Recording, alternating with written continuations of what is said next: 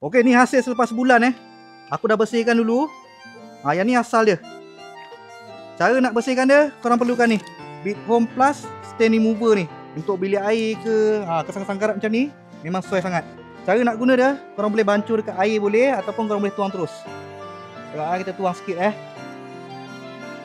Nampak tu, dia terkeluar sendiri dah. Kita sesental sikit sebelah tangan je ni. Tengok sebelah tangan, nampak tu, dia tertanggal guys. Nampak tanpa menggunakan tenaga yang banyak, dia tertanggal dengan mudah karat-karat tu. Kalau ada bilik air ke ataupun stain-stain yang kat rumah korang tu yang susah tanggal, boleh gunakan stain remover ni. Dah settle, korang tinggal bilaskan je dengan air.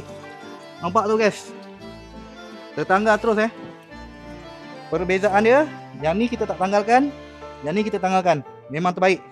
So dekat mana korang dapatkan ni? Produk lokal ni, barang ni ready stock Malaysia. Penghantaran yang pantas. Untuk tanggalkan stain ni, korang boleh tekan link kat bawah.